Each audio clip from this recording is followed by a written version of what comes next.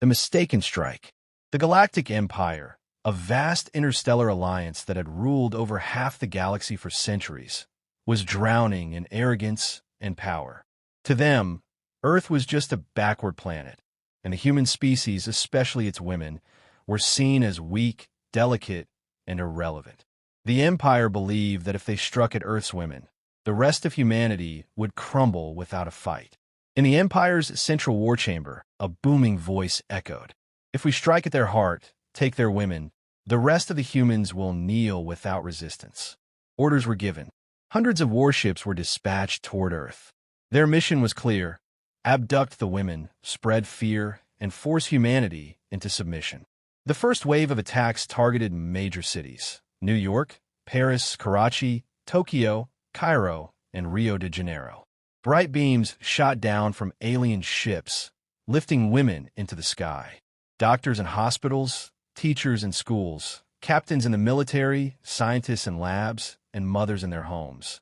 All were captured. Global panic erupted. News channels screamed in chaos.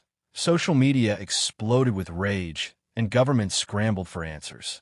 But the thinking behind the Empire's strategy would become its greatest mistake. Earth's women were not weak. They were not fragile. They had endured generations of oppression, hardship, and pain, and they had never surrendered. And now they were furious. Inside the alien ships, the captured women were not crying. They were watching, planning, adapting. Some clenched their fists in memory of the children they were torn from. Some studied the alien technology with sharp, calculating eyes. Some are already hiding makeshift tools and weapons. Captain Amna, a military pilot, silently pulled a small chip from inside her boot. It was a hacking device, sleek, powerful, and undetectable. It could breach nearly any digital system. "We need time and unity," she whispered to the women around her in the cell. This was their final mistake. Back on Earth, the tides were shifting too. In homes where mothers had been taken, daughters picked up weapons. In schools where female teachers were abducted, students built barricades. And in the streets where women had screamed, now echoed the sound of coming vengeance. In the narrow alleys of Lahore, Pakistan, a young girl named Fatima, a gifted computer hacker, intercepted the signals of the Empire's warships. "They thought we were weak. Let's show them how wrong they are," she muttered, eyes glowing with defiance. Meanwhile, in the rainforests of Brazil, underground resistance groups led by women began forming. In the icy towns of Siberia, grandmothers trained younger women in survival tactics passed down for generations. Across the globe, a silent revolution had begun, led not by generals or politicians, but by women who had been underestimated for far too long. In the Empire's ships, things started going wrong. Navigation systems glitched. Weapons bays malfunctioned. Doors began locking and unlocking randomly. Captain Amna had already uploaded a virus. Elsewhere, a teenage prodigy named Zoe, captured from a tech institute in California, had begun rerouting power systems using only a broken alien console and her memory of Earth's programming languages. One of the alien guards sneered. "Humans are emotional. Soft." Zoe smiled back coldly. "You just attacked our soul. That wasn't weakness. That was suicide." The Emperor of the Galactic Empire, watching from his throne world, was unaware. To him, this was a simple operation. Earth would break, and the Empire would expand again. But inside his fleet, chaos had already begun. Across the galaxy, a storm was rising, and it was being led by the very people the Empire had dismissed as powerless. Sparks of fury. At first, the Galactic Empire believed their plan was working. The women were imprisoned, cities were under the shadow of fear, and Earth's reaction seemed weak. But what they had unknowingly ignited was a fire, and its flames were only beginning to rise. The women aboard the alien warships were not silent. They were observing every move, every system, every opportunity. Captain Amna, after planting the virus into the control system, didn't expect immediate results. But she knew this was just the beginning. In another holding bay, Dr. Nadia, a renowned biologist, closely examined the breathing masks used in space. Their filters rely on strength, not precision. We'll use knowledge as our weapon. Elsewhere on the ship, a teenage girl named Liza, an engineering prodigy abducted from New York, had memorized the power grid layout of the ship. She told Amna, "If we can get to the main power core, we can shut this whole thing down. Put them in the dark." These women weren't prisoners. They were warriors, scientists, mothers, and above all, they were human. In one section of the ship, a group of captured female soldiers began working with tiny bits of metal hidden inside their uniforms. Slowly and carefully, they crafted a makeshift key and started unlocking their restraints. One night, a faint sound echoed through the hallway. A guard's footsteps were approaching. As soon as he reached the door, it slid open and a fist slammed into his jaw. The guard collapsed, and his weapon was immediately in Amna's hands. "The war has begun," Amna said, her voice cold and steady. Meanwhile, back on Earth, the revolution had already begun to stir. In Lahore, Fatima, who had successfully tapped into the Empire's signals, sent out a message to hackers around the world. "This is our fight. They took our mothers, our sisters, our daughters. We will bring them back, and they will pay." Within hours, girls and women from across the globe joined her network. A worldwide female cyber resistance was born. Their mission was clear: disrupt and destroy the Empire's communications. Elsewhere, in the deserts of Egypt, Bedouin women armed with traditional weapons and ancient desert tactics began intercepting patrol drones. In the jungles of South America, indigenous tribeswomen trained younger girls in guerrilla warfare. In Tokyo, a group of female robotics engineers repurposed household robots into walking explosives. In Nigeria, female pilots flew modified crop dusters into alien zones to gather intel. The entire planet was responding, led by the very gender the Empire had underestimated. Back in space, Amna and her team launched their first coordinated attack. With stolen weapons, hacked doors, and knowledge of the ship's structure, they overpowered guards one by one. Dr. Nadia used chemicals from the ship's medbay to create smoke bombs. Liza disabled internal surveillance. And as chaos spread, more women began to rise. The Empire didn't understand it first. Their systems began failing. Energy reserves started draining mysteriously. Soldiers were disappearing. One commander shouted in frustration, "What is happening?" These creatures were supposed to be submissive. But humans, especially human women, had never been submissive. They had been patient. And now they were striking back.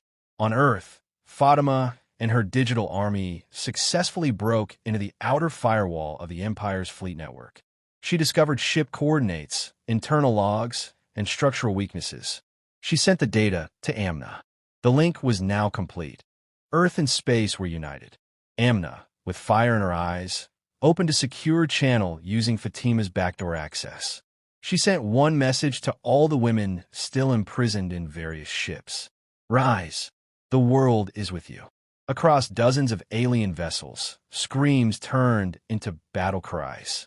Prisoners broke free, hijacked control rooms, and began turning the ships against each other. A new phase had begun, not of survival, but of domination. The Galactic Empire had made one miscalculation. They attacked Earth's women thinking they were the weak link. They had no idea they had struck the flame of the human soul. And now, that flame had become an inferno. Retribution unleashed. The silence of space was shattered. What once was a calm fleet of Imperial warships now echoed with alarms, clashes, and human war cries. Captain Amna stood at the command deck of the hijacked flagship, eyes locked on the galaxy map. With dozens of Earth's women now in control of various ships, they had formed a new fleet, a resistance born not from governments, but from vengeance. Target their fuel lines. "We're not just escaping. We're going to end this," Amna declared. Dr. Nadia, scanning alien biological data, found weak points in the Empire's soldiers, a neural delay in their reaction time, and a specific frequency that triggered disorientation. "We can blind them with sound," she said. "Let's weaponize their own biology against them." Liza, the young engineer, reprogrammed escape pods into remote-controlled missiles. She launched the first one directly into a command vessel's weak hull, watching as it exploded in a blinding flash. "That's for New York," she whispered. Each woman had a reason. Each strike was personal. And now, it was their turn to bring fire. Meanwhile, Earth was no longer quiet either. Fatima's cyber army had spread like wildfire. Using satellites, stolen alien tech, and human ingenuity, they jammed enemy communications. Empire ships orbiting Earth lost contact with their command. Confused, isolated, and suddenly vulnerable, they became easy prey. In the heart of the Amazon, tribeswomen climbed aboard a downed enemy craft. With nothing but machetes and spears, they cleared it room by room and raised their own flag on the hull. In Cairo, rooftop snipers, all women, picked off alien patrols while grandmothers brewed smoke grenades in clay pots. The empire was being pushed back, not by armies, but by women who had suffered in silence for too long. On the flagship, Amna opened a direct channel to the Empire's Central Command, an act considered suicidal. To everyone's surprise, the channel opened. A cold, metallic voice echoed from the other side. "You speak for the humans?" "No," Amna replied, her voice like steel. "I speak for the ones you underestimated, for the ones you thought were weak. I speak for the women you dare to take." The voice responded with amusement. "You have made noise, but the Empire is eternal." Amna narrowed her eyes. "And you've awakened something older than your empire, wrath." She ended the call. Their next move was war. A coordinated strike was launched across the fleet. Earth's women-turned-commanders sent waves of hacked drones into the heart of enemy cruisers. They rerouted entire navigation systems, causing ships to crash into each other. The Empire's ranks, though vast, were confused. They had no protocol for this, no strategy for a rebellion from the inside, led by those they considered beneath notice. On one ship, a group of school teachers, abducted from South Africa, now controlled the engineering bay. One of them, a former physics professor, rewired the gravity systems, causing enemy troops to float helplessly while humans advanced with boots magnetized to the floor. Elsewhere, in a ship orbiting Venus, a dozen hijacked androids marched under the control of a Ukrainian AI researcher. "They built tools to dominate us," she muttered, "but forgot we build better." Earth's resistance wasn't just winning. It was dismantling centuries of galactic arrogance one system at a time. On Earth, the last major empire stronghold in the Himalayas was surrounded. Women from across Asia, martial artists, sharpshooters, farmers, monks, stood together, demanding the return of their people. A young Tibetan girl stepped forward, holding nothing but a slingshot. She fired. The shot struck a generator core. The stronghold fell. The signal of that victory was picked up in space. It triggered the final phase of Amna's plan. "We take the throne world," she said. "We finish this where it began." Within hours, the hijacked fleet warped into the Empire's home system, a place never touched by outsiders. The Empire was stunned, not just by the breach of security, but by who was leading the assault. Women. Human women. Every race in the galaxy watched in awe as the impossible unfolded. The throne world defenses activated, but it was too late. Emma's fleet had already breached the outer layers. Internal revolts had begun, even within the Empire's own enslaved populations, inspired by Earth's resistance. On the ground, Amna led the charge with Nadia and Liza by her side.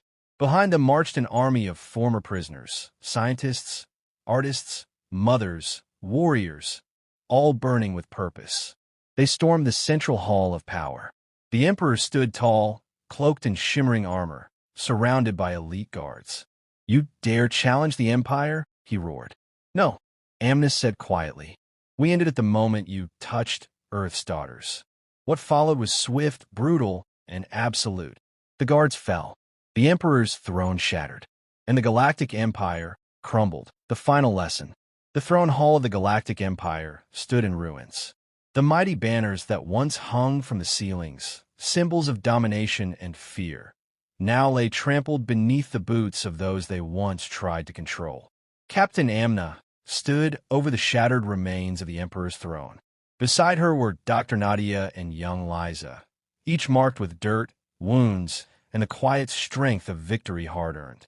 The battle was over. The Empire had fallen. But the war wasn't just about ships or soldiers. It had always been about respect, about recognition. And now, the victors had one final message to deliver. Broadcast systems across the galaxy were hacked once more.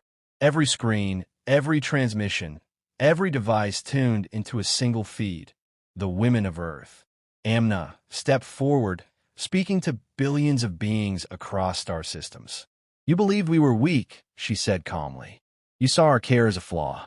You saw our nurturing as surrender. You saw our silence as submission." She paused, then looked directly into the camera. "But you never looked deeper. You never saw our strength. You never noticed the power that grows in those who carry generations on their backs. You thought by taking us, you would break our people. But instead, you forged an army." Behind her, scenes from the Resistance flashed.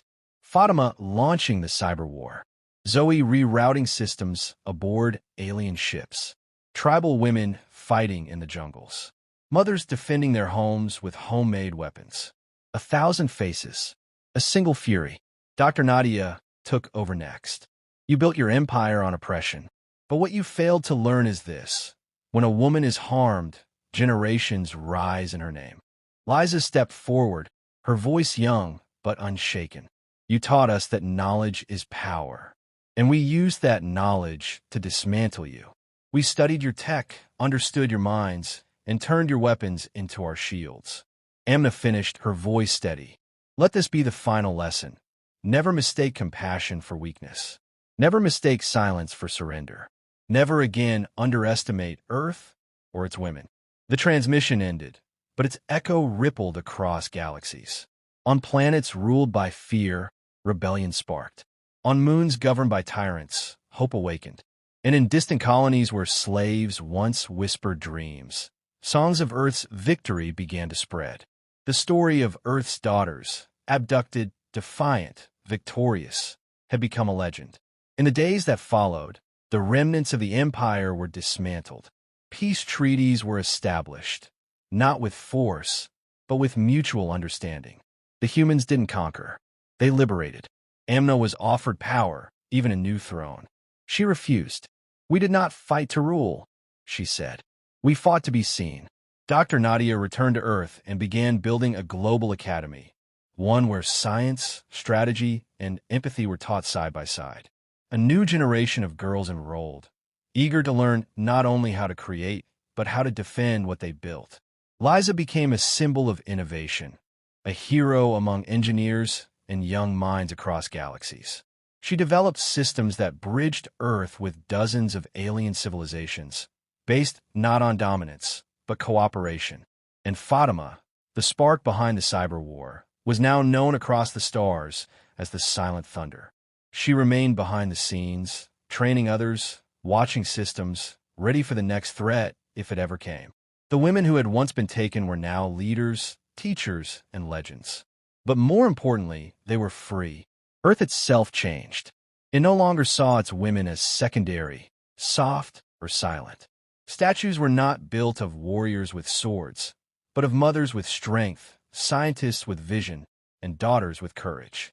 Every year, on the date the Empire had attacked, Earth celebrated not the war, but the awakening. A day to remember what had been lost and what had been found. On a quiet hill in what was once a battlefield, Amna stood alone one evening. The stars above no longer felt threatening. They were full of possibility. Nadia joined her, smiling. "Do you think they'll ever try again?" Amna shook her head. "Not in this lifetime. And if they do, they'll remember." Nadia looked at her. "What should we call this story?" Amna glanced at the sky, then down to the earth beneath her boots. "Not a story of war," she said. "A story of warning. A story of awakening. A story of what happens when you attack Earth's women."